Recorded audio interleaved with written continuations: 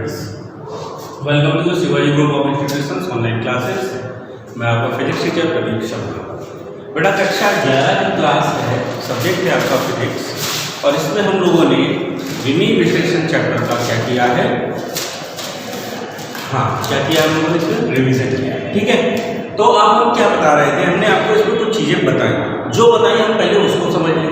हमने इसमें पढ़ा व्युत्पन्न राशियों की विमाएँ, हालांकि मूल राशियों को तो पता है, मूल राशियों के प्रति की घातों को हम लोग क्या करते हैं, विमाएँ। ठीक है, व्युत्पन्न राशियों की हमने विमाएँ निकालना सीखी, अलग अलग सूत्रों की विमाएँ कैसे थी, क्या थी, हमने निकालना सीखा। फिर हमने जरूरी काम हमने सीखे, वो था विमाओं के उपयोग, है ना, कि कैसे हम इन विमाओं का उपयोग करेंगे, किस प्रकार से करेंगे। ठीक है, उसके बाद हमने क्या सीखा, उसके बाद हमने ये सीखा कि अगर इन विमाओं का उपयोग करना है तो नंबर फर्स्ट पॉइंट हमने देखा कि हमने पढ़ा कि अगर हमें कोई फॉर्मूला दिया जा रहा है और इस फॉर्मूले में कोई एक पद ऐसा है जो आपको ज्ञात नहीं है, जिसके बारे में आपको पता नहीं है, तो आप उस पद की विमा कैसे प्राप्त करेंगे। ठीक है, फिर आपने ये पढ़ा कि अगर आपको कोई फॉर्मूला दिया जा रहा है और कहा जा रहा है कि ये ज्ञात कीजिए वो फॉर्मूला सही है या गलत, तो भी आपने उसे प्राप्त करना सीखा। पहले तो ये सीखा कि सही है या गलत, दोनों तरफ हमने विमाएँ रखी, विमाएँ रख के उनको देखा कि अगर दोनों पक्षों की विमाएँ बराबर आ रही है तो उसका मतलब ये फॉर्मूला सही है, अगर दोनों पक्षों की विमाएँ बराबर नहीं आ रही तो मतलब ये फॉर्मूला गलत है। ठीक है, उसके बाद आज हम आपको उसी का एक और क्वेश्चन कराते हैं जिसमें हम थोड़ी सी नई बातें लेकर आ रहे हैं। जैसे फॉर्मूला आपको दिया जा रहा है और वो फॉर्मूला है t = 2π अंडर के अंदर L² ठीक है, इस फॉर्मूले में जो t है वो आवर्त काल है। t क्या है, आवर्त काल है, आवर्त काल समझते हो ना, समय है। ठीक है, इसके बाद L जो है वो सरल लोलक का आवर्त काल है, तो सरल लोलक की डोरी होती है, डोरी की लंबाई है, तो यहां पर हम सीधे से लिख देंगे लंबाई है, और g जो है ये है गुरुत्वीय त्वरण, गुरुत्वीय त्वरण, g क्या है, गुरुत्वीय त्वरण। ठीक, अब इसमें आवर्त काल है यानी समय है, समय का मात्रक होगा सेकंड, और अगर इसका विमीय मान रखेंगे तो वो होगा, विमीय सूत्र जो होगा वो होगा t। ठीक है, लंबाई का अगर हम मात्रक रखते हैं तो ये होता है मीटर, और अगर इसका विमीय सूत्र रखते हैं तो वो होता है केवल l। इसी प्रकार से त्वरण जो है इसका मात्रक होगा मीटर पर सेकंड स्क्वायर, और अगर हम इसका विमीय सूत्र रखेंगे तो रखेंगे Lt⁻²। क्लियर। अब अगर हमसे कहा जाता है इसके बाद, मान लो कोई फॉर्मूला दिया और ये फॉर्मूला देने के बाद आपसे कहा जाता है सबसे पहले तो ये बताइए ये सत्य है या असत्य, पहली बात। ठीक है, तो हम चेक करेंगे, और उसके बाद ये भी कहा जाता है कि अगर तो मैंने बताया उसके बाद ये भी पूछा जाएगा आपसे कि अगर ये फॉर्मूला असत्य है, अगर ये सूत्र असत्य है तो सही सूत्र क्या होगा। ठीक, अब हम क्या करते हैं, सबसे पहले इसको करने के लिए यहाँ देखते हैं आपको दिया गया है आवर्त काल के लिए आपको सूत्र दिया गया है जो दो चीजों पर निर्भर कर रहा है, पहला लंबाई पर और दूसरा गुरुत्वीय त्वरण पर।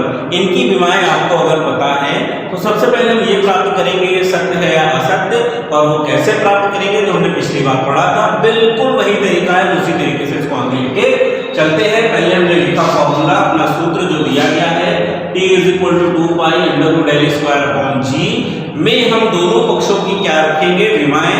उससे पहले छोटा सा काम कर लें, अंडर लगा है इसको हटा लें, उसको हटाने के लिए क्या करते हैं, दोनों पक्षों का वर्ग करते हैं। ठीक है, तो यहाँ पर हम लिखते हैं दोनों पक्षों का वर्ग करने पर, दोनों पक्षों का वर्ग करने पर, अगर आप दोनों पक्षों का वर्ग करेंगे तो यहाँ पर हो जाएगा t² = 4π² L²/g। अब जरा ध्यान से देखो, यहाँ पर हमें केवल मात्रक यानी विमाओं की बात करनी है, और जितनी बार आपको मात्रक या विमा की बात करनी है उतनी बार आपको आंशिक नियतांक की जरूरत नहीं है। तो यहाँ पर 4 और π² ये दोनों पद जो है ये क्या है, आंशिक नियतांक है, इनको हटा देंगे तो ब्रैकेट में यहाँ पर लिख लेंगे आंशिक नियतांक हटाने पर, क्या लिखेंगे, आंशिक नियतांक हटाने पर, आंशिक नियतांक हटाने पर। ठीक है, चलिए हमने अगर अंकित निकाल निकाल दिया तो क्या बचता है आपके पास? अब आपके पास बचता है टी स्क्वायर बराबर एल स्क्वायर अपॉन जी। ठीक, अब क्या करना है? बस वही काम करना है, दोनों पक्षों में आपको विमाएं रख देनी है। टी है आवर्त का समय, इसकी विमा क्या होगी? टी स्क्वायर लगा है तो स्क्वायर ब्रैकेट बंद। राइट हैंड साइड में आते हैं, एल है लंबाई, लंबाई की विमा होगी एल स्क्वायर लगा है तो स्क्वायर ब्रैकेट बंद। अपॉन में अब जो जी है गुणोत्तरीय त्वरण, इसकी विमा होगी एल टी की पावर माइनस 2 स्क्वायर। नहीं लगा है तो नहीं लगाते हैं। अब क्या करेंगे? अब जो पावर है इसको ऊपर लेके जाएंगे, यानी जो नीचे के पद हैं इनको ऊपर लेके जाइए आप फटाफट। तो यहाँ पर आ गया एक ब्रैकेट में एल स्क्वायर और दूसरे ब्रैकेट में आ गया एल की पावर माइनस 1 और टी की पावर प्लस 2। आपको पता है कि सभी पद गुणा में है, गुणा में घातें जोड़ी जाएंगी। यहाँ पर जब घातें जोड़ी जाएंगी तो हमको क्या मिलने वाला है कि यहाँ पर देखते हैं घात प्लस की 2 है, यहाँ पर क्या है माइनस की 1 है, अर्थात यहाँ पर मिलने वाला है टी की पावर प्लस 2, जबकि इस तरफ मिलने वाला है एल की पावर 1 और टी की पावर प्लस 2। अच्छा आप देखिए बताओ, क्या दोनों पक्षों की विमाएं बराबर है? नहीं है। अर्थात अगर ये दोनों पक्षों की विमाएं बराबर हैं तो ये जो आपको समीकरण दिया है ये संतुलित नहीं है। संतुलित होने का मतलब ये सही नहीं है ना? अगर ये सही नहीं है तो फिर आप अपने उस वाले ऑप्शन पे आओगे जिसमें कहा जाएगा कि सही सूत्र ज्ञात करो। क्या करना है? सही सूत्र ज्ञात करना है। तो आते हैं उस पर। ठीक है, तो अब हमें क्या करना था? सही सूत्र प्राप्त करना है। अब सही सूत्र कैसे प्राप्त करते हैं उसको देखते हैं। सबसे पहले तो आपको जो सूत्र दिया गया है उसमें से आपको किसके लिए सूत्र ज्ञात करना है ये बताइए। आपको ज्ञात करना है टी के लिए। टी क्या है? आवर्तकाल, है ना? तो हमने बताया है जिसके लिए आपको ज्ञात करना है वो आप सबसे पहले लिखेंगे टी। ठीक, यहां पर आप लिख लीजिए सही सूत्र प्राप्त करने के लिए। चलिए अब सही सूत्र प्राप्त करने के लिए आपने सबसे पहले क्या लिखा? टी। टी क्या है? आवर्तकाल। आवर्तकाल के लिए आपको क्या करना है? सूत्र निरूपित करना है। ठीक है, किन तीन चीजों पर निर्भर कर रहा है? नियतांकों को छोड़कर ये निर्भर कर रहा है एल और जी पर। पावर से कोई मतलब नहीं, रूट से कोई मतलब नहीं, अपॉन से कोई मतलब नहीं, है ना? तो आपको ये चीजें हैं दो चीजों पर निर्भर कर रही है। प्रोपोर्शनल का साइन लगाइए क्योंकि अभी आपको कांस्टेंट यूज करना पड़ेगा। नहीं दिया है अगर कुछ भी है जो आएगा वो हम यूज करेंगे। तो अभी हमने प्रोपोर्शनल का निशान लगाया क्योंकि अभी हम इक्वल नहीं कर सकते। हमेशा याद रखिए, जब हमने पहला वाला फॉर्मूला भी आपको बताया था तो उसमें बताया था आप प्रोपोर्शनल का साइन लेके चलेंगे। यहाँ पर जो प्रोपोर्शनल का साइन लेते हैं टी इज डायरेक्टली प्रोपोर्शनल कितनी चीजों पर निर्भर कर रहा है? दो चीजों पर। पहला है एल और दूसरा है जी, है ना? यानी आवर्तकाल जो है वो दो चीजों पर निर्भर कर रहा है इस समय। पहला है एल यानी लंबाई पर और दूसरा है जी यानी गुरुत्वीय त्वरण पर।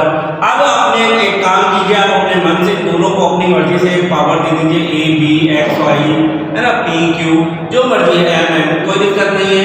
हमने इसको नाम दे दिया, इसकी भाग दे दी ए और बी। अब क्या करते हैं? करते ये हैं कि ये प्रोपोर्शनल मुझे नहीं चाहिए क्योंकि फॉर्मूला तो इक्वल के लिए है, हमें इक्वल चाहिए। इक्वल लगाते हैं तो यहाँ पर करेंगे टी इक्वल ए एल की पावर ए जी की पावर क्या आ गया? बी।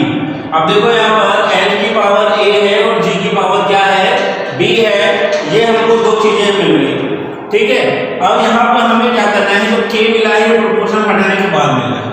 जो के मिला है ये प्रोपोर्शनल के हटाने के बाद मिला है। अब हम क्या करें? कोई दिक्कत नहीं, के लेके चलो क्योंकि कांस्टेंट है, कांस्टेंट की कोई विमा तो नहीं होती है तो हम इसके ऊपर कोई घाते भी नहीं लगा रहे हैं। अब दोनों पक्षों में आप विमाएं रखेंगे तो यहाँ पर टी है आवर्तकाल। आवर्तकाल की जो विमा होगी वो तो होगी टी। के कांस्टेंट है, अभी हम के लेके चल रहे हैं। एल लंबाई है, लंबाई की विमा क्या होगी? एल। पूरे की पावर क्या है? ए है तो ए कर दिया। जी गुरुत्वीय त्वरण है, गुरुत्वीय त्वरण की विमा होगी एल टी की पावर माइनस 2 और पूरे की पावर क्या है? बी, है ना? अब क्या करते हैं? सबसे पहले तो इन घातों का अंदर गुणा करो, सभी पदों में हो जाएगा। तो यहाँ पर क्या आ जाएगा? टी इक्वल के, ये हो गया एल की पावर ए, दूसरे ब्रैकेट में आएगा एल की पावर बी, टी की पावर माइनस का 2b। अब क्या करेंगे? अब देखो एल एल जो है वो दो जगह, यहाँ भी है, यहाँ भी दोनों घातें जोड़ लो, है ना? क्या लिखेंगे?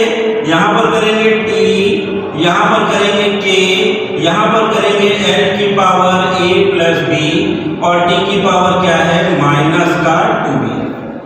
ठीक, अब बेटा जो जरूरी काम आया जिसके लिए मैंने आपको ये एग्जांपल बताया वो बताने का समय आ गया है। देखो जैसे हम देख रहे हैं समीकरण में भी इस तरफ केवल t है और इस तरफ क्या है l और t दो पद है। इस पक्ष में l नहीं है, जबकि आप अगर घातों की तुलना करेंगे तो दोनों पक्षों में पद होने चाहिए। तो हम क्या करेंगे, लेफ्ट हैंड साइड में जो पद नहीं है वो पद हम लिख कर उसकी पावर 0 कर लें, क्योंकि किसी की भी घात 0 होने का मतलब होता है कि 1। किसी की भी घात 0 होने का मतलब क्या होता है, उसका मान कितना है 1 है, यानी 1 है। चलो देखते हैं, तो यहाँ पर हमने बताया लेफ्ट हैंड साइड में आपका l नहीं है। अगर l नहीं है तो इसे लिख सकते हैं l की पावर 0 और t की पावर क्या है प्लस 1 है। अब राइट हैंड साइड में हम देख रहे हैं हमको दिया गया है कि l की पावर a प्लस b और t की पावर माइनस का 2b। ठीक है, अब क्या करते हैं, अब करते ये हैं कि दोनों पक्षों में इनकी विमा की तुलना कर लेते हैं। ठीक है, यानी लिखेंगे क्या लिखेंगे, दोनों पक्षों में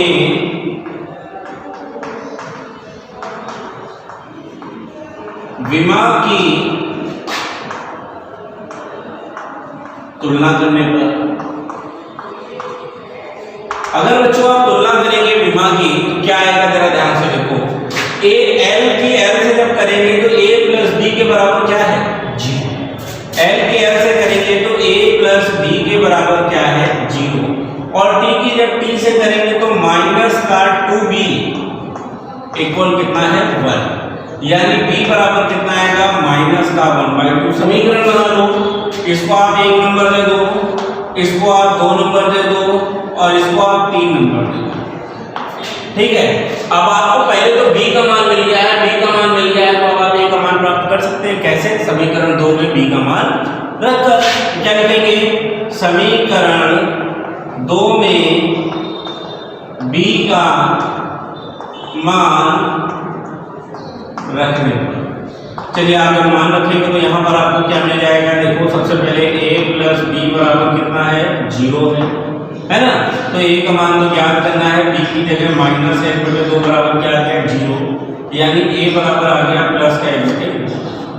ठीक, यानी b का मान माइनस का 1/2 है और a का मान क्या है प्लस का 1/2। अब ये a और b दोनों मान आप कहाँ रखेंगे, समीकरण 1 में, तो यहाँ लिख लेते हैं a व b दोनों के मान समीकरण 1 में रखने पर,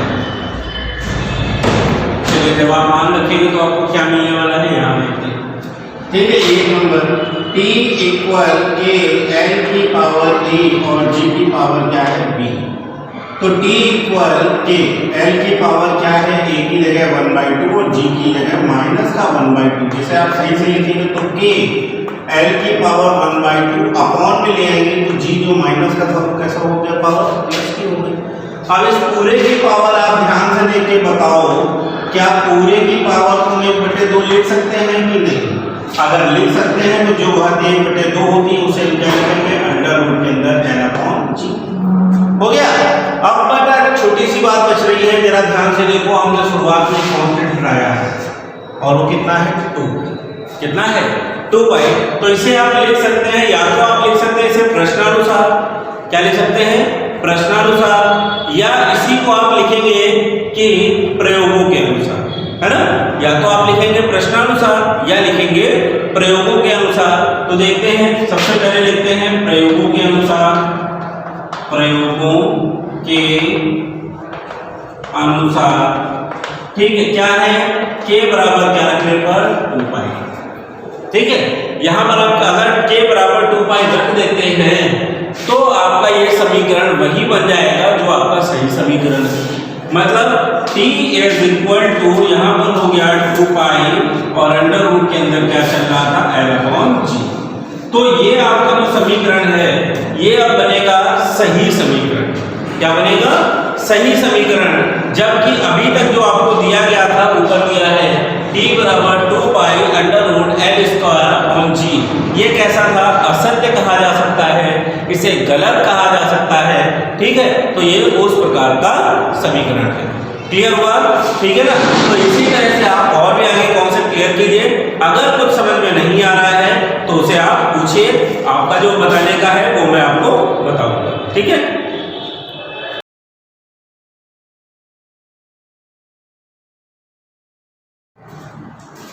hello students, myself Anand Saini and your chemistry tutor. Let's start to learn chemistry. तो बच्चों, चैप्टर हमारा चल रहा है रिडॉक्स रिएक्शन, और रिडॉक्स रिएक्शन में हम लोगों ने अभी तक पढ़ा हुआ है रिएक्शन बैलेंसिंग वाला टॉपिक, जो रिसेंटली आपका चल रहा है। और रिएक्शन बैलेंसिंग के इस टॉपिक में आपने एग्जांपल्स सीखे हुए थे, रिएक्शन बैलेंसिंग करना सीखा हुआ था by the method ion electron method. तो आयन इलेक्ट्रॉन की अभी आपको सीखा हुआ है, उससे आपने रिएक्शन बैलेंसिंग करना सीख लिया है। अम्लीय माध्यम के रिएक्शन भी आप बैलेंस करने लगे हैं, क्षारीय माध्यम के रिएक्शन भी आप बैलेंस करने लगे कौन सी विधि से? Ion electron. तो आज का जो मेथड होने वाला है वो मेथड है दूसरा, सेकंड। कौन सा बेटा? मैंने बताया था ना आपको, ऑक्सीडेशन नंबर मेथड। तो आज का जो मेथड है वो कौन सा है? ऑक्सीकरण संख्या विधि। ऑक्सीकरण संख्या विधि हमें आज पढ़ना है। इसके लिए सबसे पहले मैं आपको कुछ कॉमन रूल्स बता दे रहा हूँ, जिसे मैं कहता हूँ शॉर्ट रूल्स। तो शॉर्ट रूल्स की अगर हम बात करेंगे तो देख लेते हैं। शॉर्ट रूल्स में बहुत छोटे छोटे पॉइंट्स मैं आपसे कहता हूँ, जैसे एग्जैक्टली वही पॉइंट नंबर फर्स्ट कि आपको बनानी होगी दो अलग विक्रियाएं, दो हाफ रिएक्शन बनाइए। सबसे पहले तो आप जब आप हाफ रिएक्शन बना लेते हैं तो आप क्या करना है? अब आपका काम होता है यहाँ पर मेन एलिमेंट बैलेंस करना होता है। मेन एलिमेंट जो भी है आपका, मैंने आपको बताया था आप कैसे मेन एलिमेंट आइडेंटिफाई करते हैं। मेन एलिमेंट बैलेंस करिएगा, देन उसके बाद में आप ओएनसी नोट डाउन करेंगे और ओएनसी बैलेंस करेंगे।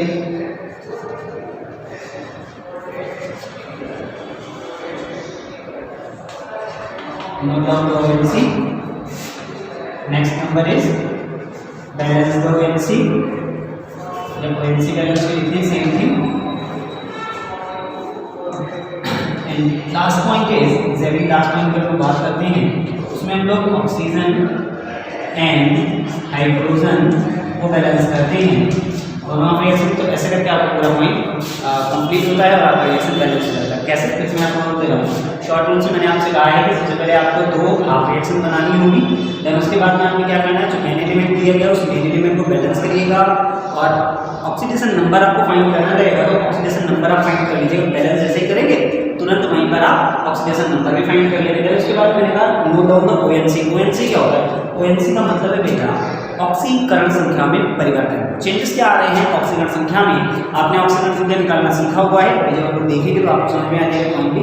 और वैसे भी आई विश कि आप पहले ही प्रैक्टिस कर चुके हैं, मैंने आपको पहले भी प्रैक्टिस कराई हुई है। तो ओएनसी का मतलब है चेंज इन ऑक्सीडेशन नंबर, ऑक्सीकरण संख्या में परिवर्तन। उसके बाद एक और पॉइंट है आपका कि आपको ओएनसी बैलेंस करना है। ओएनसी बैलेंस करना है और एग्जैक्टली लास्ट वाला पॉइंट है ऑक्सीजन और हाइड्रोजन बैलेंस करना। इस तरीके से आपका बैलेंस होकर के पूरा फाइनल आंसर आ जाता है।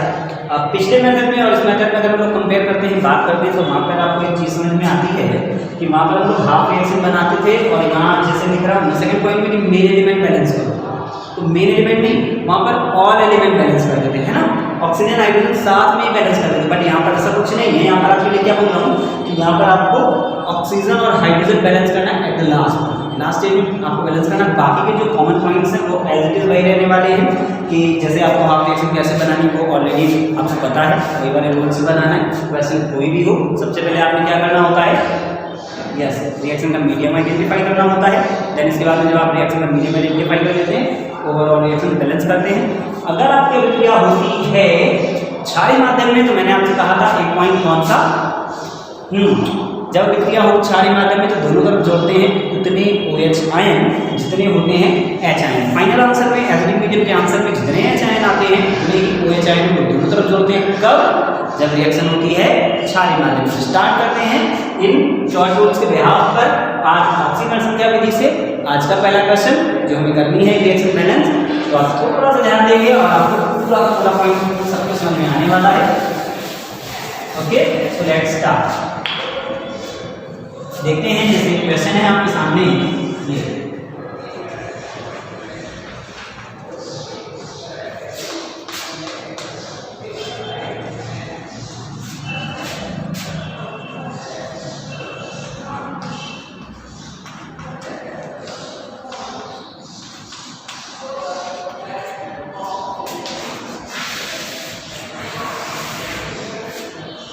okay, this is the reaction ये आपको रिएक्शन दिया गया है, इस रिएक्शन को आपको बैलेंस करना है ऑक्सीकरण संख्या में। अब रिएक्शन में दे दिया, उन्होंने क्या दिया कि कौन से मेथड से बैलेंस करना है ये भी बता दिया, बट आपको नहीं बताया जो पॉइंट वो कौन सा है, वो आपको ये नहीं बताया हुआ है कि रिएक्शन कौन से मीडियम में। आइडेंटिफाई करो भैया, देखो कौन से माध्यम में है कि नहीं है। कुछ समझ में आ रहा है? बाहर तो पैकेट में कुछ लिखा नहीं है, यहाँ भी आपको ना तो कोई एसिड दिख रहा है ना तो कोई बेस दिख रहा है। एच और OH में नहीं, एसिड होता है, HOH होता है, तो लोग पहचान जाते हैं कि अभिक्रिया अम्लीय माध्यम में, क्षारीय माध्यम में, यहाँ तो कुछ भी नहीं। फिर क्या करेंगे? तो याद करिए, मैंने आपसे कहा था जब भी ऐसी कंडीशन आती है, जब आपके पास कुछ भी नहीं होगा, समझ में नहीं आ रहा है अभिक्रिया अम्लीय माध्यम में कि क्षारीय माध्यम में, तो हमें क्या करना होगा? अम्लीय माध्यम में ही बैलेंस करना है। ओके, सो हमारे रिएक्शन कौन से मीडियम में है? अम्लीय माध्यम में। स्टार्ट करते हैं। सबसे पहले आपको क्या करना है? 2 हाफ रिएक्शन बनाना है। हाफ रिएक्शन किससे बनाते हैं बताइएगा? Main element. किससे बनाते हैं? Main element. मेन एलिमेंट होता क्या है? यस, ऑक्सीजन हाइड्रोजन को छोड़कर। कौन है यहाँ? Mn Fe। आप देखिएगा यहाँ पर बनाएंगे Mn से, Mn वाली हाफ रिएक्शन,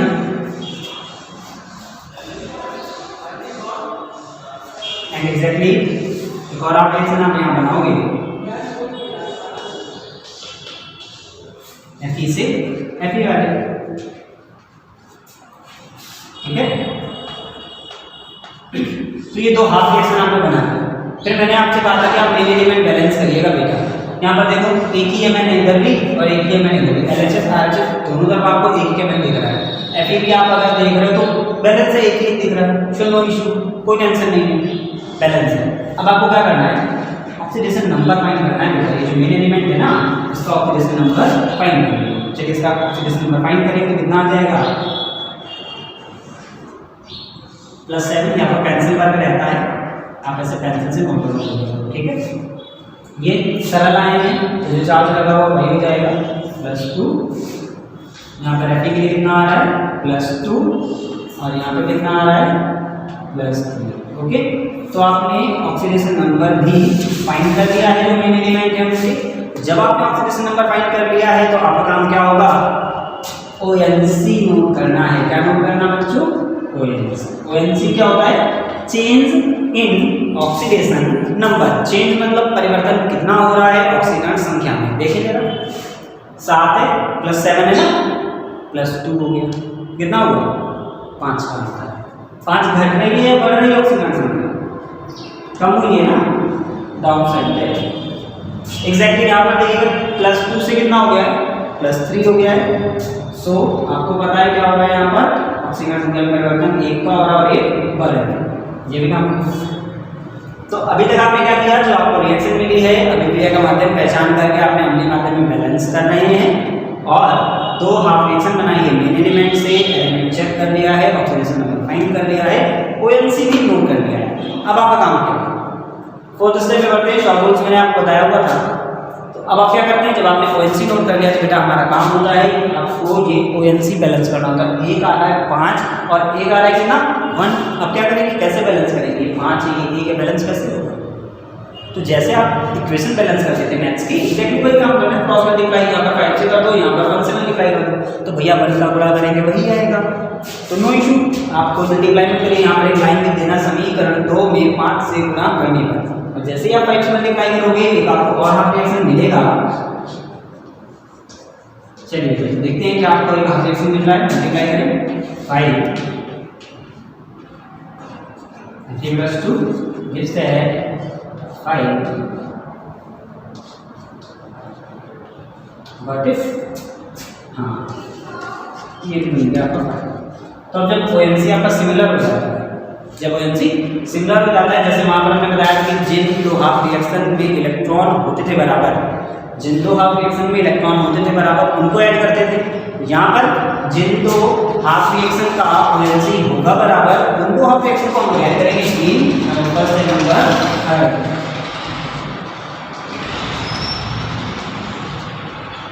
ओके, वो तो आपको पता है भाई कैसे ऐड करना होता है ना। LHS RHS मैंने आपको कहा A + B + C + D करके बताया हुआ था, वैसे आपने लिखना सीख लिया है, तो बहुत बढ़िया। आप सबसे बड़े आराम से इजीली ऐड कर पा रहे हैं। ये तो आपने भाई ऐड कर दी, चलिए गुड। ONC भी बैलेंस हो गया, दोनों हाफ रिएक्शन भी ऐड कर दिया है। अब आपका एक एग्जैक्टली लास्ट पॉइंट, जो लास्ट वाला पॉइंट बचा हुआ है वो क्या था? सब कुछ जब हो जाता था तो आखिरी का पॉइंट हमारा ये था कि हमें बैलेंस करना होता है ऑक्सीजन और हाइड्रोजन को। देखिएगा ऑक्सीजन हाइड्रोजन बैलेंस करना है, आप एक लाइन लिख सकते हैं यहाँ पर, ऑक्सीजन का हाइड्रोजन संतुलित करने पर, on balancing hydrogen and oxygen we adding the number of water molecule and hydrogen ion according to the conditions।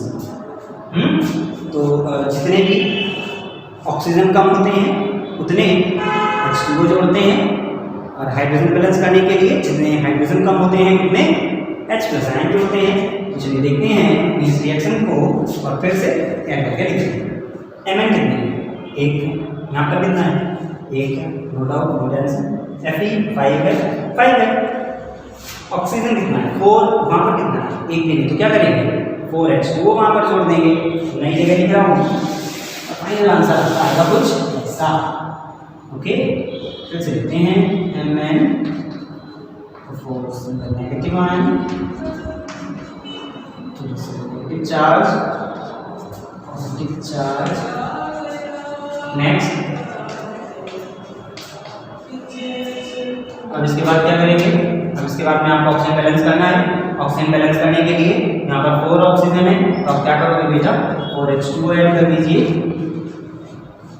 और हाइड्रोजन बैलेंस करने के लिए क्या करेंगे? हाइड्रोजन बैलेंस करने के लिए H+ आयन जोड़ते हैं। देखो जरा चेक करो कितने ऑक्सीजन हाइड्रोजन इसमें, 4 2 जा 8, 8 इलेक्ट्रॉन यहाँ पर कितने हैं? इस साइड दिख रहा है क्या आपको? एक भी नहीं दिख रहा है, तो क्या करोगे? एक हाइड्रोजन ऐड कर दो।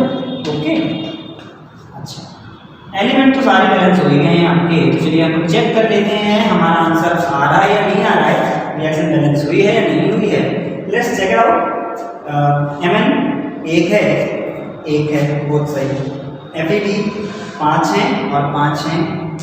ऑक्सीजन 4 है, 4 वहाँ भी है, H2O में हाइड्रोजन 8 है, 8 हाइड्रोजन दोनों तरफ है।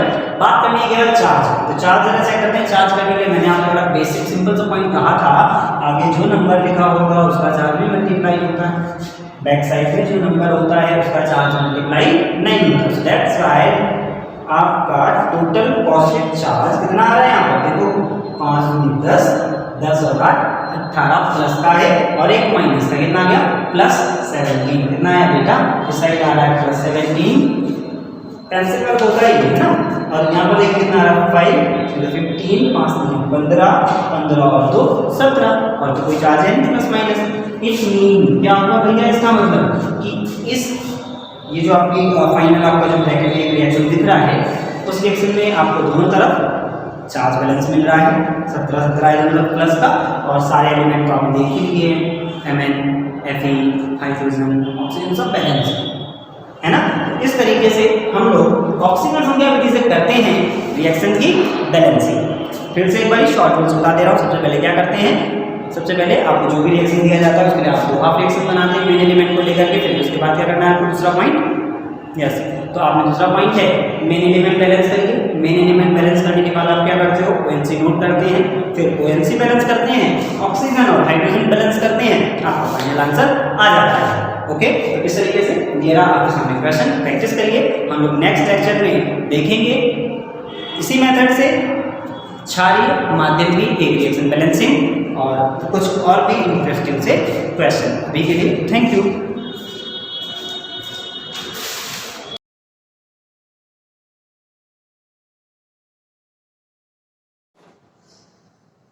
Good morning students, welcome to the online classes of Shivaji Group of Institutions।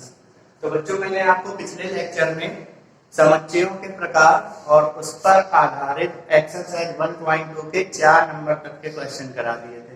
तो आइए आज अगले क्वेश्चन को समझते हैं। जैसे क्वेश्चन नंबर 5 लिखा है, सिद्ध कीजिए कि संग्रह A बराबर जो लिखा है 1, फिर देखिए समुच्चय लगा 1, 3, 25, 5, 8 एक समुच्चय नहीं है। मतलब हमको ये सिद्ध करना है कि ये A बराबर जो दिया गया है वो समुच्चय नहीं है। अब ध्यान दीजिए, जैसा कि मैंने आपको बताया था पिछले वीडियो में कि किसी भी समुच्चय के अंदर अगर फाई है, किसी भी समुच्चय के अंदर अगर फाई है तो उसे हम रिक्त समुच्चय नहीं बोलेंगे। रिक्त समुच्चय कब बोलते हैं? जब यहाँ सिर्फ फाई लिखा हो या मंझला कोष्ठक लगा हो, उसके अंदर कोई भी एलिमेंट ना हो तो इसे रिक्त समुच्चय बोलेंगे।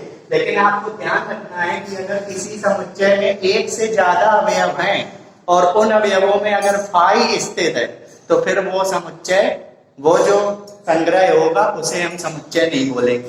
तो ध्यान दीजिए कि इस ए संग्रह में क्या है, देखिए कितने अवयव है, 1 2, कॉमा के बाद एक अवयव काउंट करेंगे, हालांकि ये खुद समुच्चय है 1 कॉमा 3। देखिए कितने अवयव है, 1 2 3 4 5 अवयव है। तो मैंने क्या बताया आपको कि यदि किसी समुच्चय में एक से ज्यादा अवयव हैं और उन अवयवों में कोई भी अवयव अगर फाई है तो फिर वो जो संग्रह है वो बच्चों समुच्चय नहीं कहलाता है। हाँ, अगर कर्ली ब्रैकेट यानी मंझले कोष्ठक के अंदर फाई है, सिर्फ एक अवयव है किसी समुच्चय में और वो अवयव फाई है, तो इसे हम क्या बोलेंगे? फाई खुद रिक्त समुच्चय होता है ना, रिक्त समुच्चय। इसे हम बोलेंगे समुच्चय का समुच्चय, क्योंकि फाई को हम बोलते हैं रिक्त समुच्चय। तो आपको बस ये याद रखना है कि किसी भी समुच्चय में, किसी भी संग्रह में अगर एक अवयव है और वो खुद फाई है तो समुच्चय कहलाएगा। लेकिन किसी भी समुच्चय में एक से ज्यादा अवयव है और उनमें से कोई भी अवयव फाई हो तो फिर वो संग्रह समुच्चय नहीं कहलाएगा। तो देखिए इस संग्रह में कितने अवयव है, 1 2 3 4 5, तो इसे हम क्या बोलेंगे? क्या ये समुच्चय होगा? नहीं होगा। कारण क्या लिखेंगे? क्योंकि फाई किसी भी समुच्चय का, फाई किसी भी समुच्चय का अवयव नहीं हो सकता है, नहीं हो सकता है। अतः संग्रह ए बराबर 1 1 3 25 5 8 समुच्चय। आपको ये चीज ध्यान रखना है कि अगर मंझले कोष्ठक के अंदर सिर्फ फाई है तो समुच्चय में काउंट करेंगे, लेकिन समुच्चय में एक से ज्यादा अवयव हो और उसमें से कोई अवयव फाई हो तो फिर वो संग्रह समुच्चय नहीं कहलाएगा। कारण क्या लिखेंगे? फाई किसी भी समुच्चय का अवयव नहीं हो सकता, अतः ये जो संग्रह दिया है वो समुच्चय नहीं। और इसको हम क्या बोलेंगे? जैसे मंझले ब्रैकेट के अंदर फाई है तो इसे हम बोलेंगे ये एकल समुच्चय है। ये एक ऐसा एकल समुच्चय है जिसका अवयव क्या है? रिक्त समुच्चय। से बोलते हैं समुच्चय का समुच्चय। तो ये छोटी सी बात है जो आपको ध्यान रखनी है। अगला क्वेश्चन, क्या निम्नलिखित समुच्चय समान समुच्चय है? समान समुच्चय, सम समुच्चय। तो मैंने आपको बताया था समान समुच्चय और समतुल्य समुच्चय में थोड़ा सा अंतर होता है। समान समुच्चय में क्या बताया था कि दो समुच्चय समान समुच्चय तक कब कहलाते हैं? जब पहले समुच्चय का प्रत्येक अवयव दूसरे समुच्चय में हो तथा दूसरे समुच्चय का प्रत्येक अवयव पहले समुच्चय में हो। और समतुल्य समुच्चय में हम अवयवों को नहीं देखते, सिर्फ समुच्चयों की गणन संख्या देखते हैं। अगर दो समुच्चयों की गणन संख्याएं आपस में बराबर हैं तो समतुल्य समुच्चय कहलाते हैं। लेकिन हमको चेक करना है समान समुच्चय। तो देखिए पहला पार्ट क्या लिखा है, सॉल्यूशन में बता रहा हूँ 6 के फर्स्ट का। देखिए क्या लिखा है, ये समुच्चय निर्माण विधि है। x ऐसा है कि x मतलब जो x है वो लिटिल का एक अक्षर है। तो आप देखिए लिटिल शब्द में कितने अक्षर आ रहे हैं? एक l आ रहा है, l 2 बार आ रहा है, लेकिन हम लिखेंगे कितने बार? 1 बार लिखेंगे। तो अगर मैं a का सेट बनाऊं तो a क्या बनेगा? l। 2 बार नहीं लिखना, 1 बार। अब देखिए i 1 बार आ रहा है तो 1 बार उतार लेंगे, l i। t देखिए 2 बार है, लिखेंगे कितने बार? 1 बार, l i t। l पे रिपीट हो रहा है और e देखिए कितने बार है। तो बच्चों ये मैंने ए सेट को किस विधि में लिख दिया? सारणी विधि में लिख दिया, क्योंकि इसकी क्वालिटी क्या है कि x शब्द है वो लिटिल का एक अक्षर है। तो लिटिल शब्द में कितने अक्षर है? बस l है, i है, t है, e है। और एक से ज्यादा जो अक्षर होंगे उन्हें हम एक बार लिखते हैं। समुच्चय बता चुके हैं। आइए बी सेट को बनाते हैं। बी सेट क्या है? x ऐसा है कि x शब्द टाइटल का एक अक्षर है। तो देखिए टाइटल शब्द में कितने अक्षर है? एक t है, t लेकिन 2 बार आ रहा है, लिखेंगे कितने बार? 1 बार। i देखिए 1 बार है, 1 बार उतार लिया। l देखिए एक बार है, बी देखिए एक बार है। तो देखिए मैंने ए और बी समुच्चयों को सारणी विधि में बना लिया। अब मुझे चेक क्या करना है, समान समुच्चय। तो समान समुच्चय की डेफिनेशन क्या बताई थी कि पहले समुच्चय का प्रत्येक अवयव दूसरे समुच्चय में होना चाहिए और दूसरे समुच्चय का प्रत्येक अवयव पहले समुच्चय में होना चाहिए। तो देखिए क्या ए का प्रत्येक अवयव बी में है, देखिए एल, देखिए एल एल मिल रहा है, आई देखिए दोनों जगह, ए का टी देखिए बी में और ए का टी बी में। इसी प्रकार आप जब बी से देखेंगे तो बी का टी ए में है, बी का आई ए में है, बी का एल बी ए में है, बी का टी बी ए में है। तो हम क्या लिखेंगे, क्योंकि ए का प्रत्येक अवयव बी में, ए का प्रत्येक अवयव बी में तथा बी का प्रत्येक अवयव ए में है।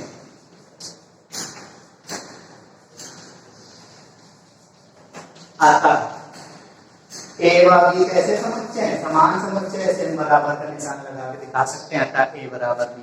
अगर मैं इसमें एक क्वेश्चन करूं क्या ए और बी समतुल्य समुच्चय हैं, तो समतुल्य समुच्चय में मैंने क्या बताया, सिर्फ गणन संख्या देखनी है, हमको एलिमेंट नहीं देखने। तो देखिए ए की गणन संख्या कितनी है, एन ए 4, एन बी देखिए 4। तो समतुल्य समुच्चय में क्या बताया जाता है, सिर्फ गणन संख्या देखते हैं। तो देखिए ए सेट की गणन संख्या बी सेट की गणन संख्या आपस में क्या है, बराबर। तो हम ये भी बोल सकते हैं कि ये समतुल्य समुच्चय भी है। और मैंने आपको बताया हुआ है कि प्रत्येक समान समुच्चय समतुल्य समुच्चय होता है, बिल्कुल क्लियर बात है। लेकिन हर एक समतुल्य समुच्चय समान समुच्चय नहीं होता है। तो आपने देखा कि ए और बी समान समुच्चय निकला है, तो आप बिल्कुल बोल सकते हैं कि अगर ए और बी समान समुच्चय है तो ए और बी समतुल्य भी होंगे। आपको देखने की जरूरत नहीं है, आप ऐसे देख सकते हैं ए समतुल्य बी, ये आपको बताया हुआ है मैंने। दूसरा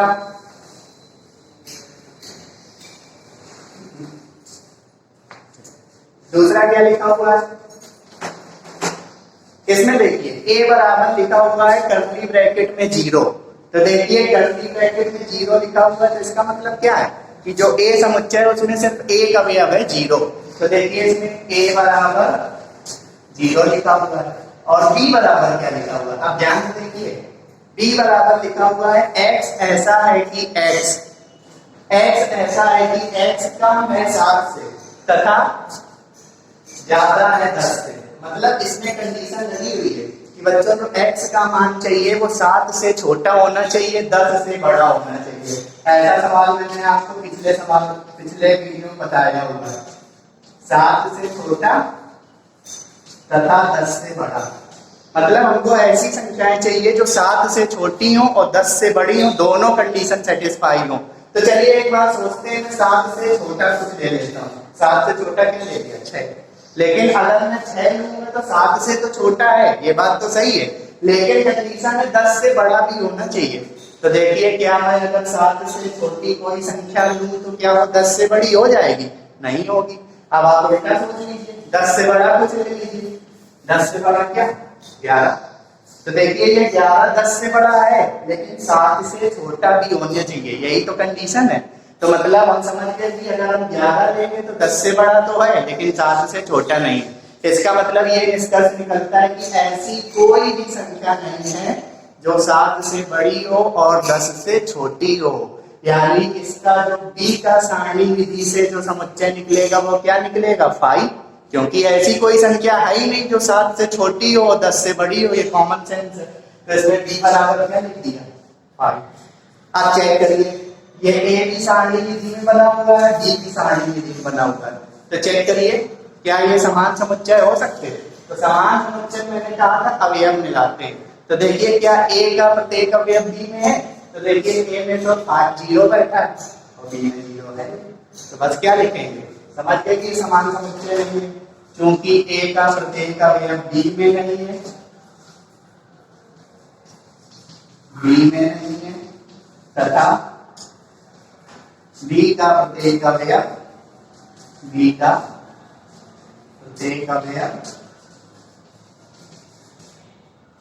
ए में नहीं है। अतः A is not equal to B, A और बी समान समुच्चय नहीं है। तीसरा क्वेश्चन क्या लिखा हुआ है? तीसरा तो सारणी विधि बड़ा बनाया दिया हुआ है। तीसरा क्या दिया हुआ? a बराबर abc, b बराबर 1 2 3 4। ये देखिए a और b सारणी विधि में पहले से दिए गए तो काम आसान है, सिर्फ हमको चेक करना है क्या a का प्रत्येक अवयव b में है। नहीं है। देखिए a में एक एलिमेंट है a, लेकिन वो b में नहीं है। अगर एक अवयव भी a का ऐसा है जो b में नहीं है तो सारी कंडीशन फेल हो जाएंगी। तो क्या लिखेंगे? क्योंकि a का प्रत्येक अवयव b में नहीं है तथा b का प्रत्येक अवयव a में नहीं है।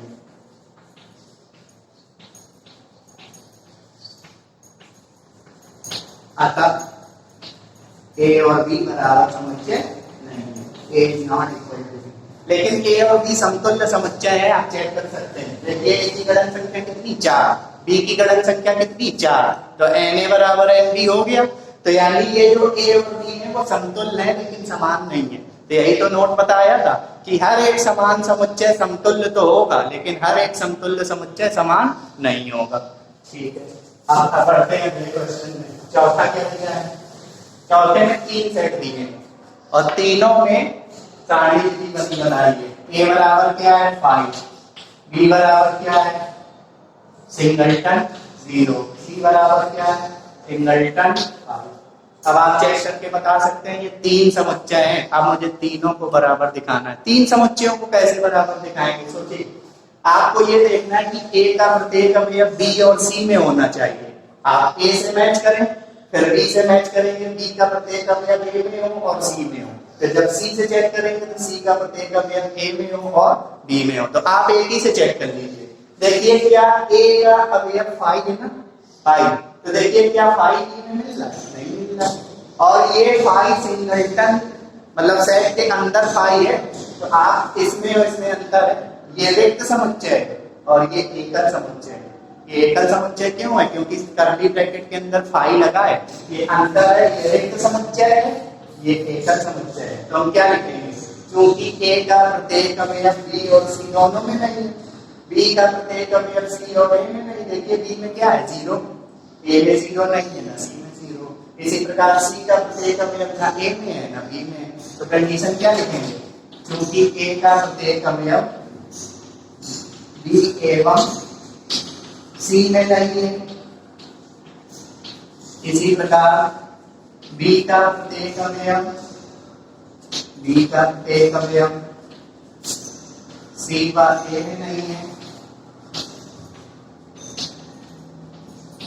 तथा c का प्रत्येक अवयव a व b में नहीं है। अतः a is not equal to b is not equal to c। अगला क्वेश्चन है बच्चों, उन वास्तविक संख्याओं का समुच्चय बताओ जो समीकरण x² - 7x + 12 बराबर 0 को संतुष्ट करती है। मतलब हमें ऐसी वास्तविक संख्याएं चाहिए जो इस समीकरण को क्या करती हो? संतुष्ट। तो देखिए ध्यान से, द्विघात समीकरण है और वास्तविक संख्याएं क्या होती है? चाहे कोई भी परिमेय संख्या हो, चाहे कोई भी अपरिमेय संख्या हो, ये वास्तविक संख्याओं में काउंट होती है। तो देखिए हमें समीकरण क्या दिया है? x² - 7x + 12 बराबर 0। ये बहुत ही सिंपल है। द्विघात समीकरण को हल करेंगे, x के क्या निकालेंगे? मान, जैसे हाई स्कूल में करते थे। तो देखिए 12 के ऐसे गुणनखंड करिए, जोड़ने से 7 आए तो 4 और 3, 4 और 3 का गुणा 7, 4 और 3 का गुणा 12 और 4 में 3 जोड़ेंगे तो कितना आएगा? 7। लेकिन बच्चों 7 माइनस का चाहिए तो हमें 4 भी माइनस का लेना होगा और 3 भी माइनस का लेना होगा। माइनस का 4x माइनस का 3x + 12 बराबर 0। अब दो पदों में कॉमन लेंगे, फिर दोनों में क्या कॉमन लिया? x, क्या बचेगा? x - 4। इन दोनों से क्या कॉमन मिल रहा है? 3, लेकिन क्या लेंगे? माइनस का, -3। -3 का भाग देंगे, कॉमन का मतलब भाग देना ही तो होता है। -3 का भाग -3x में देंगे तो बचेगा क्या? x। और -3 का भाग जब +12 में देंगे तो प्लस और माइनस का डिवाइड क्या हो जाएगा? माइनस और 3 चौके बराबर 0। देखिए x - 4 दोनों से कॉमन मिल रहा है। क्या बचेगा x माइनस 3। देखिए गुणनखंड कंप्लीट हो गए, बीच में गुणा लगा, खंड हो गए इसके दो, हर एक प्रत्येक खंड को 0 के बराबर रखेंगे। तो पहला गुणनखंड क्या है, x माइनस 4 बराबर 0, तो x बराबर क्या है 4, और x माइनस 3 बराबर 0, तो x बराबर क्या है 3। तो देखिए x के दो मान निकले 4 और 3, जिन्हें हम लोग मूल बोलते थे। तो मैं कह सकता हूँ कि 4 तथा 3 इस समीकरण को क्या करते हैं, संतुष्ट करते हैं। 4 और 3 ऐसी संख्या है वास्तविक, क्योंकि मैंने क्या बताया, चाहे कोई भी परिमेय संख्या हो चाहे कोई भी अपरिमेय संख्या हो, वास्तविक है। तो क्या लिखेंगे, क्योंकि 4 तथा 3 समीकरण x square minus 7x plus 12 बराबर 0 को संतुष्ट करते हैं, तथा 4 बिलोंग करेगा रियल नंबर में, 4 भी रियल नंबर है, तथा 3 भी बिलोंग करेगा किसमें, रियल नंबर में।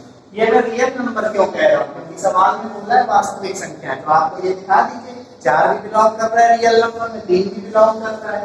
तो माना ये जो 4 और 3 वास्तविक संख्याएं हैं, इनको जब हम किसी संग्रह में रखेंगे तभी तो सेट कहलाएगा। तो लिखेंगे माना इन वास्तविक संख्याओं का संग्रह A, माना इन वास्तविक संख्याओं का संग्रह A है।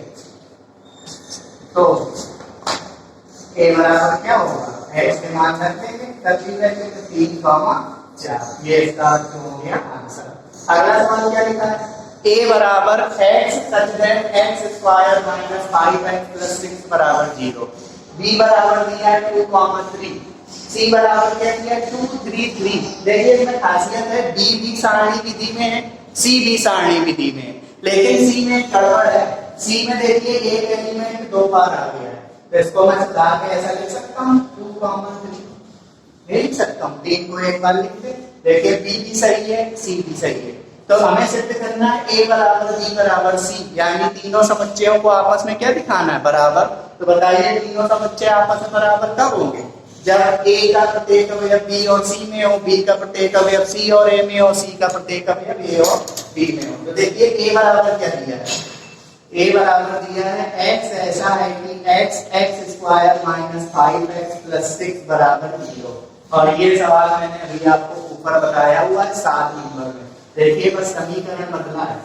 अब इस समीकरण को आप इसी विधि से हल करेंगे तो इसके फैक्टर बनेंगे, 1 2 निकलेगा x का मान और 1 निकलेगा 3। 5 इसको आप इसी तरीके से सॉल्व कर लेंगे तो a क्या आएगा, एक आएगा 2, 3। b देखिए क्या है, b भी कितना है 2, 3। c देखिए, c को मैंने सुधार दिया है, c में देखिए एक एलिमेंट रिपीट होके लिखा था, तो 3 को 2 बार की बजाय 1 बार लिख दिया, तो c बराबर में कितना 2, 3।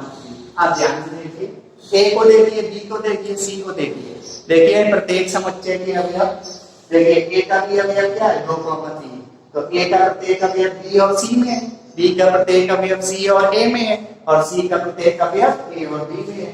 तो क्या आप यही नहीं लिख सकते हैं, तो आप सीधे लिख देंगे, अतः a बराबर b बराबर c, ये प्रूव हो गया। आप लैंग्वेज लिख सकते हैं। अगला क्या लिखा है, निम्न में से बराबर समुच्चयों का चुनाव कीजिए। बराबर का मतलब समान समुच्चय चाहिए, तो समान समुच्चय कैसे देखते हैं, एलिमेंट्स देखते हैं, समतुल्य में हम गणन संख्या देखते हैं। तो देखिए मुझे 8 समुच्चय दिए हैं और 8 सारणी विधि में दिए हैं, आपको बनाने की जरूरत नहीं, बने बनाए दिए हैं, बस आपको बराबर का चुनाव करना है। तो देखिए जरा बराबर का चुनाव करते हैं, b और d को ध्यान दीजिए। देखिए b का प्रत्येक अवयव d में, देखिए b भी 1 2 3 4 है, c भी 1 2 3 4 है, बस आगे पीछे लिखे हैं, समुच्चयों में क्रम का कोई महत्व नहीं होता है। तो मुझे दिख रहा है कि b और d समान समुच्चय हैं, आप ऐसे चेक कर सकते हैं क्रॉस। और देखिए e देखिए और g देखिए, e और g भी समान समुच्चय हैं। देखिए e का हर एक अवयव -1 +1 और g का भी प्रत्येक अवयव देखिए -1 और +1।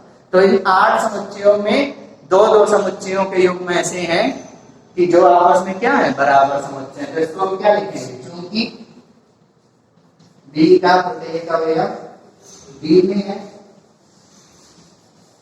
तथा b का प्रत्येक अवयव b में है,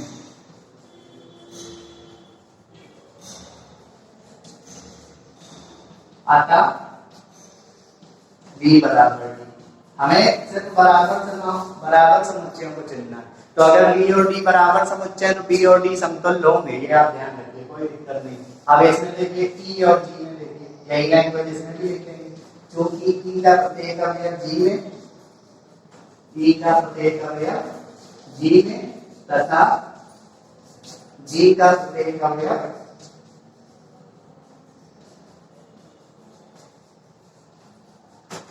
E में है, अतः E बराबर क्या होगा G। तो इन 8 समुच्चयों में बच्चों D और D बराबर समुच्चय है और E और G बराबर समुच्चय है। अगला क्वेश्चन क्या है, निम्न में से कौन से समुच्चय समतुल्य है। अब बात आ रही है समतुल्य की, तो समतुल्य में हमको एलिमेंट नहीं मैच करने, समतुल्य में हमको गणन संख्या चाहिए। तो देखिए इसमें 3 समुच्चय है, इसको मैं ABC ले लूं, माना A बराबर 5, B बराबर क्या सिंगलटन 5।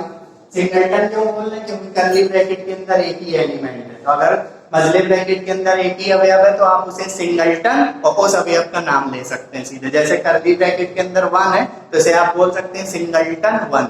अच्छा, C क्या है सिंगलटन 5। अब मुझे चेक करना है कौन से समुच्चय समतुल्य है। तो समतुल्य का शब्द देखते ही आपको समझना है कि मुझे सबकी गणन संख्या चाहिए, हमको एलिमेंट मैच नहीं करने, हमको गणन संख्या चाहिए। तो बताइए A बराबर क्या है 5। 5 का मतलब क्या होता है रिक्त समुच्चय। रिक्त समुच्चय का मतलब ऐसा समुच्चय जिसमें एक भी अवयव ना हो। तो बच्चों रिक्त समुच्चय की गणन संख्या क्या होती है 0, क्योंकि एक भी अवयव नहीं मौजूद है। तो देखिए मैं लिखूंगा Na या इसी को OA भी लिख सकते हैं आप, कितनी है 0, क्योंकि ये समुच्चय रिक्त समुच्चय और रिक्त समुच्चय की गणन संख्या क्या होती है 5। एकल समुच्चय की गणन संख्या 1, ये फिक्स है। अच्छा चलिए B में बताइए, B क्या समझ में आ रहा है, B को पढ़ेंगे सिंगलटन 5। सिंगलटन पढ़ते ही आपको समझ में आ जाना चाहिए कि एकल समुच्चय है, क्योंकि देखिए B में जो समुच्चय के अंदर है एक ही अवयव है 5, तो इसको MP या OP, ये क्या होगा 1। इसी प्रकार C की गणन संख्या NC या OC, ये 0 होगा, इसमें भी एक अवयव है, और OC बराबर इसमें भी एक अवयव है। तो आप देख के पहचान सकते हैं कि किन दो समुच्चयों की गणन संख्याएं बराबर है। देखिए 1 और 1 बराबर दिख रही है, तो हम क्या लिखेंगे, चूंकि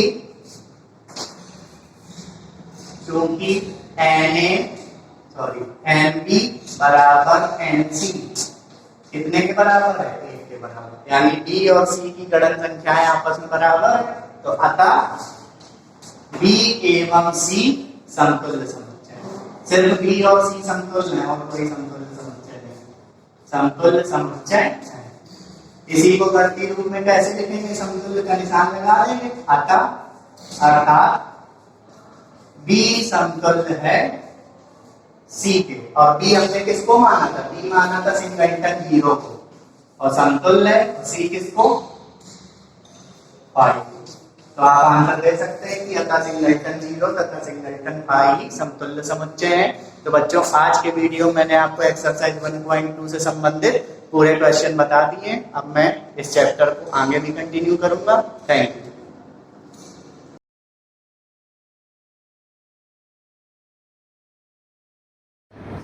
Hello student, have a pleasant morning to one you all. I really welcome you on this video lecture class. My dear student, we were discussing the chapter, short story section, chapter 1, Pen Pal, that is written by G. Srinivas Rao. Student, really it's an interesting story that was continued in your last 3 classes. And today we will complete it because only 2 paragraphs are left today. So I just want to memorize you the last story that we discussed in your 3 lectures.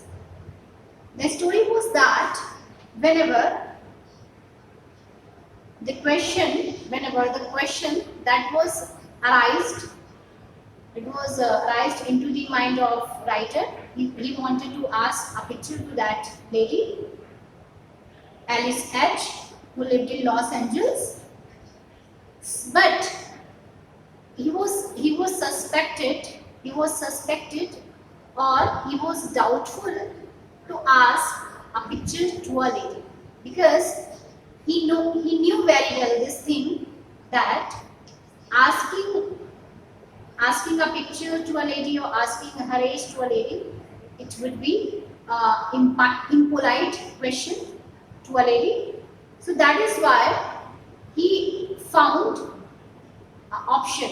He found an option of that. So I wrote the request and at last came the reply. I wrote the request to send a picture of her, अपनी picture भेजने के लिए, and simply that she had no picture just then. She told me that she had no picture at that time. उस समय उसके पास कोई भी picture नहीं है, but she might send me one someday. Whenever she got a photograph, as soon as possible she would send to me. वो मुझे भेज देगी जितनी जल्दी हो सकेगा. She added that an average American girl was more chic than she. So she replied here that I'm not so beautiful. I'm not so chic means I'm not so beautiful. I am an average American girl. I'm an average American girl. Was this a game of hide and seek? This is question mark is putting here. So student, it's a game of the hide and seek. एक लुका छिपी का खेल था. Because that girl, either you can say that girl or that woman wanted to hide her identity to that writer. वो अपनी identity छिपा रही थी. She was disguising herself. अपने आप को disguise कर रही थी. Oh, these feminine wives मतलब tricks, चालाकी. अरे ये तो feminines की यानी जो females की होती है, ये तो चालाकी होती है. It was the trick of the females, clappertons. Years rolled by, my correspondence with Alice became less exciting. सालों बीतते गए. The day has been passed. Time passes very soon, and our correspondence, our letter writing process really came very less. बहुत धीमा हो गया. It was less exciting because शुरू में in the beginning we are more excited to write a letter, but as the years have been passed, it was less exciting. It was not so attractive. More irregular but not extinct. Irregular हो गया था, अनियमित हो गया था, but extinct, not vanished. खत्म नहीं हुआ था. I kept sending get well messages whenever she will fell ill. जब वो बीमार पड़ी, whenever I got a news for her sickness or her illness, I really sent get well messages to her. You will recover very soon. तुम जल्दी से ठीक हो जाओ. So you will recover very soon. मैंने ऐसे messages भेजे. Christmas cards and in my humble way random gifts. Humble way. कभी मैंने gifts भी unusual odd because I was not so familiar. Either you can say I was not so advanced. My gifts were not so nice. My gifts were not so gracious. But I sent some gifts to her, Christmas cards, and meanwhile I became man of the world, grew older.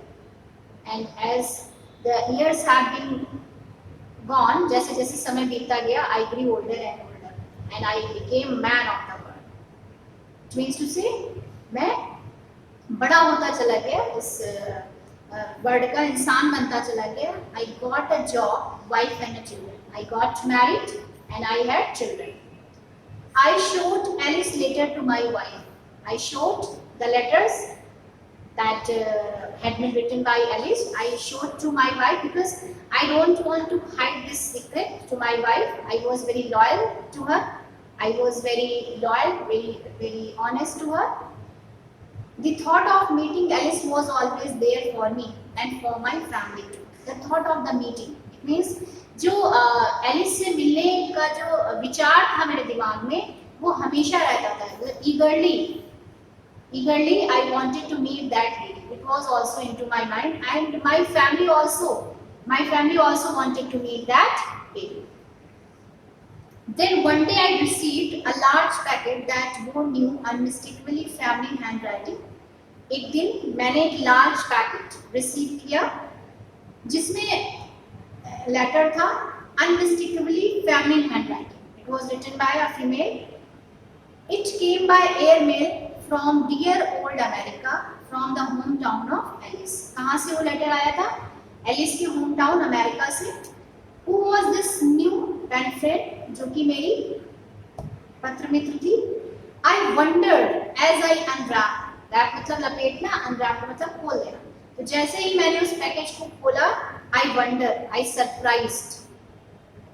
It contained a few magazines and a short note. उसमें कुछ magazine थी और short note था जो लिखा हुआ था. That was the short note.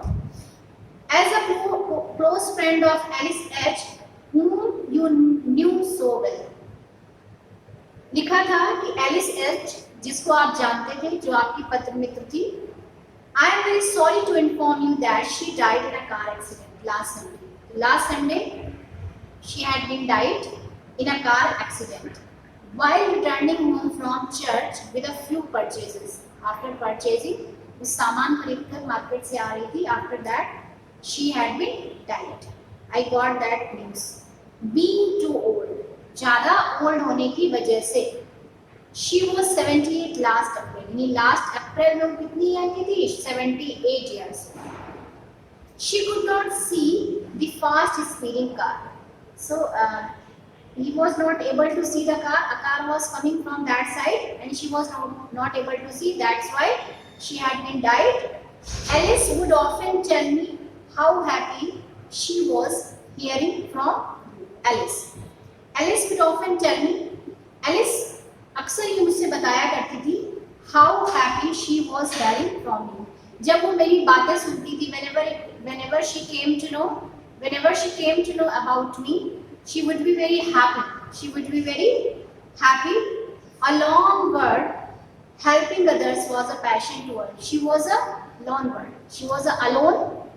And which type of the nature has she? She was helping nature lady. She was helping nature lady. She was generous and kind-hearted, and was a passion to her, both unseen and seen, far and near. She wanted to help the person whom she knew and whom she did not know. जिनको जानती है और जिनको नहीं भी जानती है. And far and near, जो उसके पास में है और जो उसके दूर है, सबकी, each and everyone she wanted to help. The last para is left here. The writer concluded with a request. The writer concluded with a request that I accept the enclosed photograph of Alice. मैंने I also accept एक photograph Alice का था उसमें. Who had wanted it sent to me only after her death. जो वो चाहती थी कि डेथ के बाद मुझे वो भेजा जाए. Whenever I saw the photograph, whenever I saw that photograph, I found something. मैंने कुछ पाया. It is a face of beauty and compassion. Compassion means Daya, kindness, generosity. मैंने उसके फेस में क्या पाया? Beauty and generosity, उदारता. As I have already told you that she was a kind-hearted lady. She had a passion to help every person. It is a face I would cherish even when I was a college. Cherish मतलब ये वही face था जिसको मैं college के time से, जिसके लिए मैं अट्रैक्ट था, जिस फेस के लिए मैं बहुत ज़्यादा आकर्षित था. कब? कॉलेज के टाइम से. एंड शी वॉज ऑलरेडी, और तब भी वो बहुत ही ज़्यादा उम्र में मुझसे बड़ी थी. So student, you have seen that this correspondence was a hide and seek game. The lady had revealed her secret after her death. So it's really an interesting story. I think you enjoyed this story very well. And the PDF of question answer I will provide you very soon. So you have to go through all the chapters again. And if you have any problem, you can ask me. It's enough for you today. Thank you and have a nice day to one and all.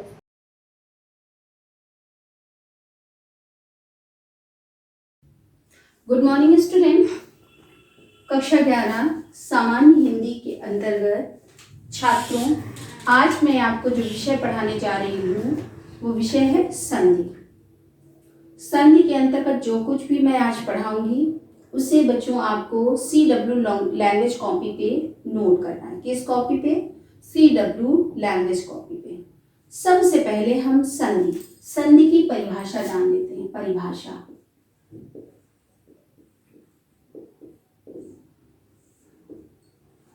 संधि का शाब्दिक अर्थ है, संधि का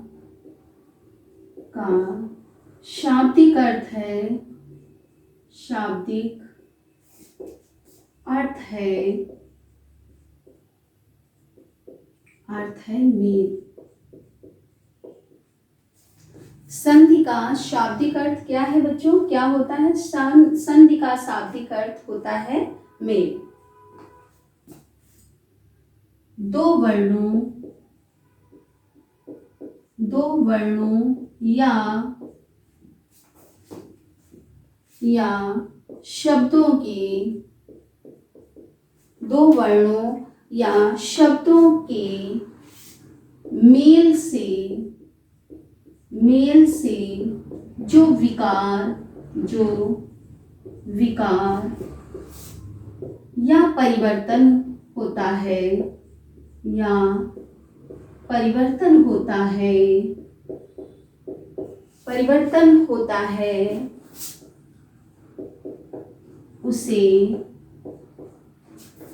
उसे संधि कहते हैं।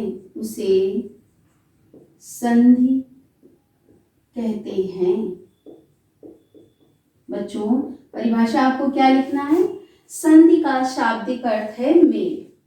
दो वर्णों या, वर्ण मतलब होता है बच्चों ध्वनियां, दो वर्णों या शब्दों के मेल से जो विकार या परिवर्तन होता है उसे संधि कहते हैं। अब बच्चों आप हेडिंग डालोगे संधि के प्रकार।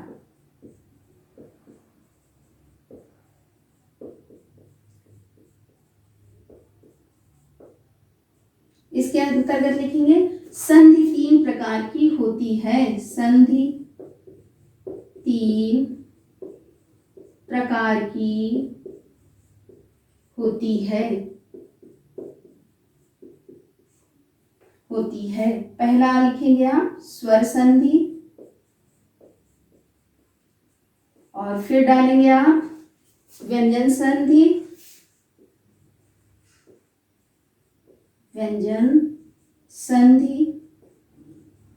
इसके उपरांत तीसरी कौन सी आती है बच्चों? विसर्ग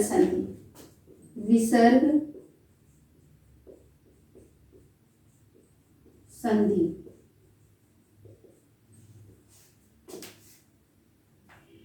बच्चों अब हम जो संधि जानेंगे वो है स्वर संधि।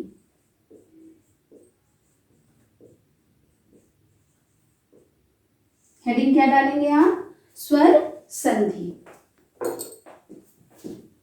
यहां लिख देती हूं, ज्यादा स्पष्ट आपको समझ में आएगा।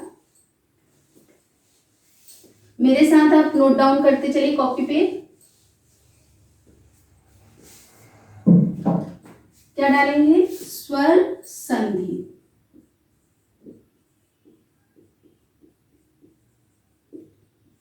अब स्वर संधि क्या होती है? दो स्वरों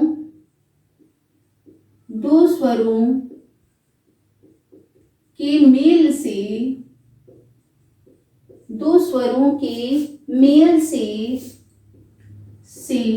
जो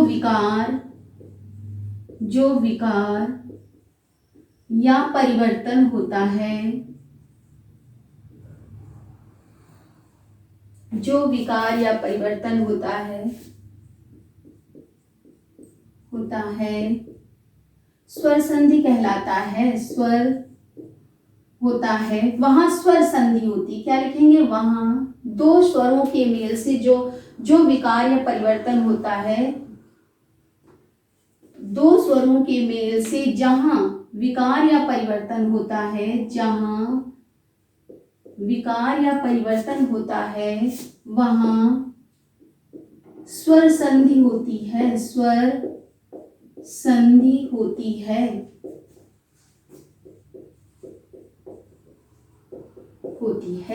बच्चों स्वर संधि के भी कई प्रकार होते हैं, तो अब हम हेडिंग डालेंगे स्वर संधि के प्रकार। स्वर संधि के प्रकार। स्वर संधि के 5 प्रकार होते हैं। पहला होगा दीर्घ स्वर संधि, दीर्घ स्वर संधि। दूसरा होता है बच्चों गुण स्वर संधि, गुण स्वर संधि। और तीसरा आता है बच्चों, तीसरी होती है वृद्धि स्वर संधि, वृद्धि स्वर संधि। इसके बाद बच्चों चौथी संधि आती है आपकी यण स्वर संधि। और फिर 5वीं आती है आपकी अयादि स्वर संधि। नोट किया बच्चों, आपने नोट कर लिया। इसके बाद बच्चों हम हेडिंग डालेंगे पाठ्यक्रम में निर्धारित स्वर संधियां। आपके पाठ्यक्रम में बच्चों केवल आपको स्वर संधियों के अंतर्गत केवल 4 स्वर संधियां ही आपको पढ़नी है। तो क्या हेडिंग आप डालेंगे स्केच पेन से? पाठ्यक्रम में निर्धारित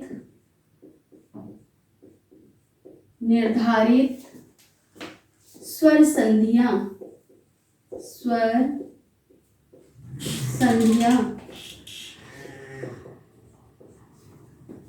बच्चों 4 स्वर संधियां आपको पढ़नी है।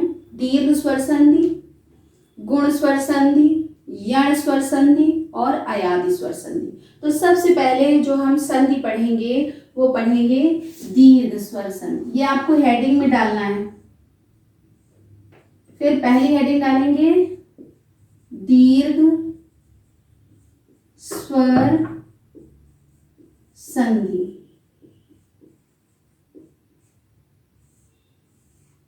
अब बच्चों इसका जो सूत्र होता है, सूत्र लिखेंगे। सूत्र होता है अकाह सवर्णे, अकाह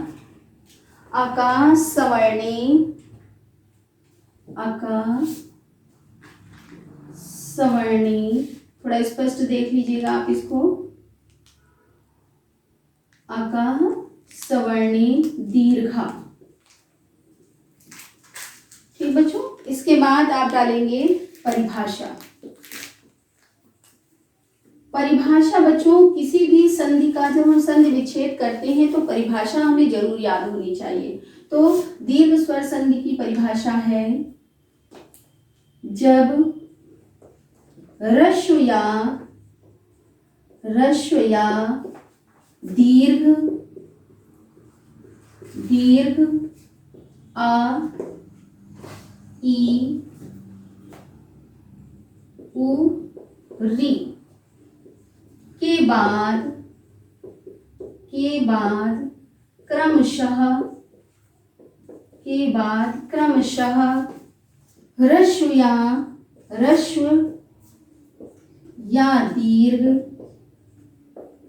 दीर्घ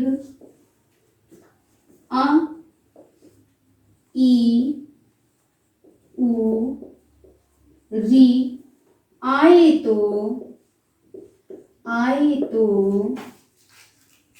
तो दोनों का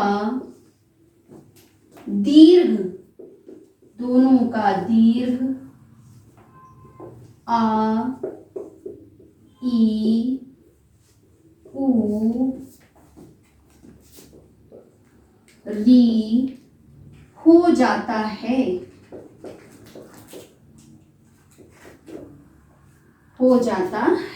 बच्चों ये परिभाषा आपने लिखी।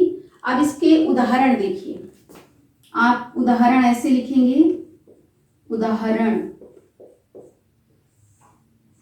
3 कॉलम बना लेंगे आप कॉपी में 3 कॉलम बनाएंगे। सबसे पहले क्या डालेंगे? 3 कॉलम में 3 कॉलम बना लीजिए आप। सबसे पहले डालोगे शब्द, शब्द, फिर इसके बाद संधि विच्छेद,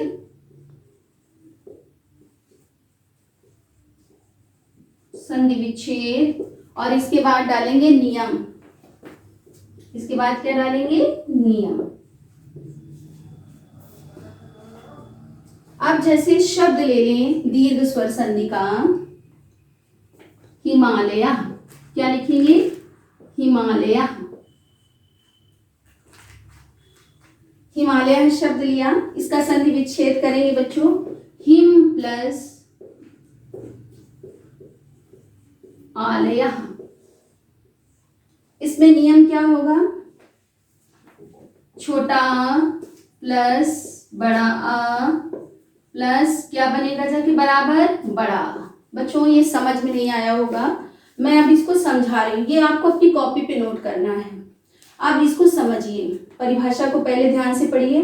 जब हर्षु, हर्षु का मतलब होता है छोटा, हर्षु का मतलब होता है छोटा, जैसे छोटा आ, छोटी, छोटा ऊ, ठीक, छोटी री। और दीर्घ का मतलब होता है बड़ा, बड़ी ई, बड़ा ऊ, बड़ी री के बाद ह्रस्व या दीर्घ, छोटा आ जाए चाहे बड़ा आ जाए, छोटी ई आए चाहे बड़ी ई आए, छोटा ऊ आए या बड़ा ऊ आए, री आए या री आए, दोनों का क्या हो जाता है? दीर्घीकरण हो जाता है। क्या हो जाता है बच्चों?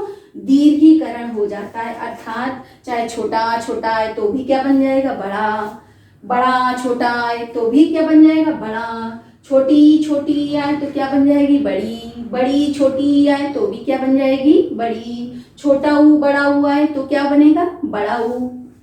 और इसी तरह क्या बन जाएगा? री, री आए तो क्या बन जाएगा?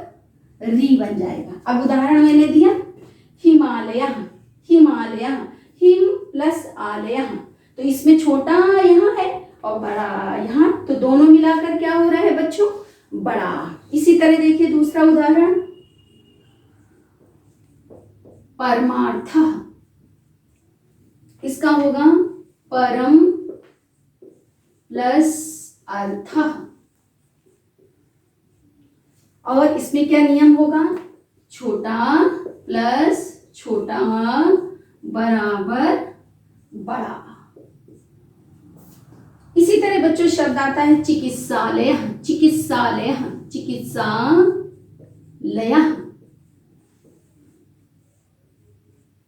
अब इसको अगर हम संधि विच्छेद करेंगे तो हो जाएगा चिकित्सा, चिकित्सा प्लस आलय। इसमें क्या नियम होगा बच्चों? बड़ा बड़ा, तो क्या बनेगा जाके बच्चों? इसका भी बड़ा बनेगा जाके। इसी तरह बच्चों ले सकते हैं, शब्द ले लिया गिरीशा, शब्द क्या लिया? गिरीशा। इसका संधि विच्छेद जब करेंगे तो क्या बनेगा? गिरी प्लस ईशा। नियम क्या होगा यहाँ पर? छोटी ई प्लस बड़ी ई बराबर क्या बनेगा जाके बच्चों? बड़ी। इसी तरह हम ले सकते हैं शब्द नदीशा, नदीशा। अब इसमें क्या होगा? नदी प्लस ईशा। इसमें नियम क्या होगा? बड़ी ई प्लस बड़ी ई बराबर बड़ी। फिर देखो भानुदय, शब्द क्या लेंगे? भानुदय। इसका अगर हम संधि विच्छेद करेंगे तो होगा भानु प्लस उदय। इसमें क्या नियम आएगा बच्चों? ऊ प्लस ऊ, क्या बनेगा बच्चों? बड़ा ऊ। इसी तरह हम उदाहरण ले सकते हैं जो है मातृणम, मातृणम। ये उदाहरण कम देखने को मिलते हैं। इसका संधि विच्छेद करेंगे तो होगा मातृ प्लस ऋणम। तो यहां पर क्या दीर्घीकरण होगा? री छोटी री और फिर छोटी री बराबर क्या बनेगा जाके बच्चों, बड़ी री। आया समझ में बच्चों? आज के लिए इतना ही पर्याप्त है। इस टॉपिक को मैं अगले वीडियो में जारी रखूंगी। Have a nice day.